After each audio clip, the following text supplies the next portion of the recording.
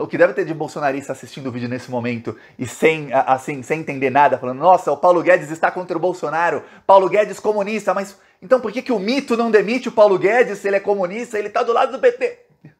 Não dá, deu nó na cabeça dos bolsonaristas. Eles não têm como explicar como é que o Bolsonaro cai e o Lula sobe na pesquisa BTG. Só que esse não é o principal problema. Como é que a pesquisa do banco do Paulo Guedes mantém uma distância de no mínimo 19 pontos do Lula para o Bolsonaro desde que o Sérgio Moro saiu da pesquisa? E, aliás, antes do Sérgio Moro sair da pesquisa também. 19 foi sempre o mínimo, ali o piso. 19 não, 9 pontos. É o piso ali da diferença no primeiro turno. Nem em segundo turno a coisa também tá ruim para o Bolsonaro. Aqui, ó, simulação de segundo turno da pesquisa do BTG Pactual, Instituto FSB. Você vê que o pior momento do Lula foi realmente quando o Moro saiu, porque teve aquele... Eu lembro da grande mídia fazendo bam, ó, o Bolsonaro está ganhando votos, o Bolsonaro está subindo muito nas pesquisas, é o Auxílio Brasil de R$400 e tudo mais. E eu falava aqui, eu via gente na esquerda que tava assim, Diago, pânico, o Bolsonaro está subindo, tinha gente falando que iria passar o Lula. Aí o Arthur Lira falava, olha, até o fim de maio o Bolsonaro vai passar o Lula nas pesquisas. Eu falava, calma, gente. Ele ganhou os pontos do Sérgio Moro. E aí, por causa desse oba-oba, que em parte a grande mídia ajudou a fazer esse oba-oba, inclusive dando espaço para o Arthur Lira mentir, para o Ciro Nogueira mentir, para o próprio Bolsonaro mentir sobre ele subir nas pesquisas, aí o Lula caiu um pouquinho, o Bolsonaro subiu um pouquinho até em simulação de segundo turno. Mas, depois, o cenário se manteve estável. Como você vê aqui, ó, o Lula subiu de 53 para 54, o Bolsonaro caiu 37, 36. Então, a diferença que era de 16 pontos, se eu não me engano, de 16 pontos, a diferença subiu para 54, 18 pontos. 18 pontos de diferença, Bolsonaro para o Lula, na pesquisa do Paulo Guedes. Então, não tem agora como o Bolsonaro falar, ah, não, o pior é que tem outras partes da pesquisa que mostram que a coisa tá ruim para o Bolsonaro. Aqui tem potencial de voto e rejeição. Aí você vê o seguinte, tem um discurso da grande mídia, a grande mídia que é a Simone Tebet, né? Você vê que ela tem um espaço muito grande na Globo, na Folha, no Estadão, maior até do que candidatos, por exemplo, o Janones está na frente dela, não tem nem 1% da cobertura que ela tem. O próprio Lula não tem a cobertura que tem a Simone Tebet na mídia. Mas aí você vê aqui rejeição, e você vê o seguinte, isso aqui é potencial de voto e rejeição. Dá pra ver aqui, ó.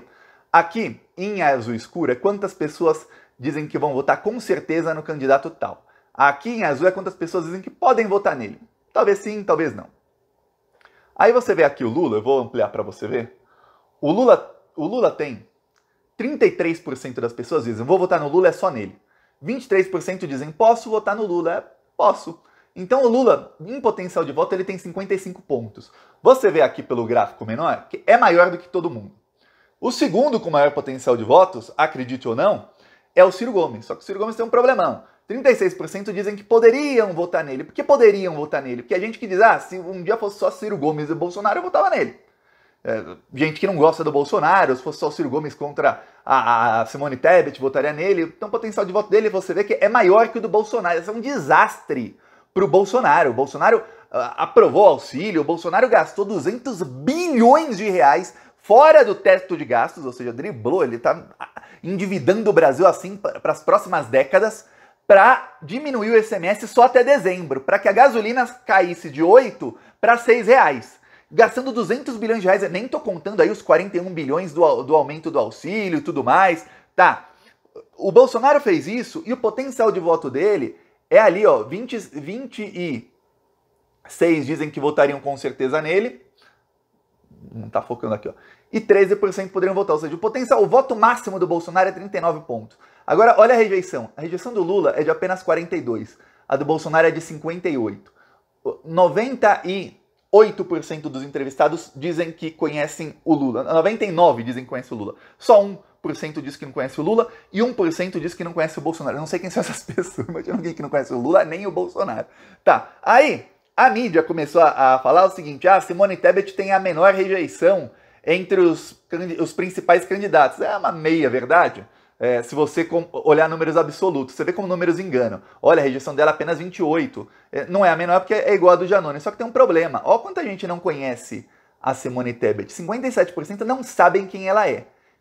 Agora, das pessoas que sabem quem é a Simone Tebet. Então, tem aqui 28 29, 39, 42. 42% do eleitorado sabem quem é a Simone Tebet, ok? 42% a conhecem. Desses 42, 28 a rejeitam. Ou seja, 6 em cada 10, mais ou menos, quase 7 em cada 10 rejeitam a Simone Tebet. Ou seja, se ela fosse conhecida por 99% das pessoas, como é o Lula e o Bolsonaro, significa que a rejeição dela estaria liberando os 70%.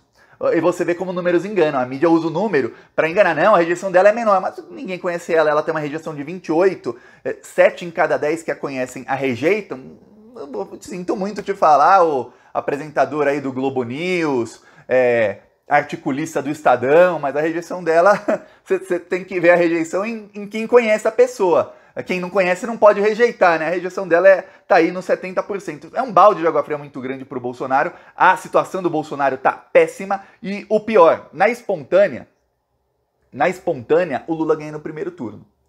Na espontânea, o Lula tem 40 e todos os outros juntos tem 34. O Bolsonaro 30, Ciro Gomes 3, a Simone Tebet tem 0, os outros tem 0, mas a soma de todos eles dá 1. E a Globo não mostrou aqui que a Simone Tebet tem 0, viu?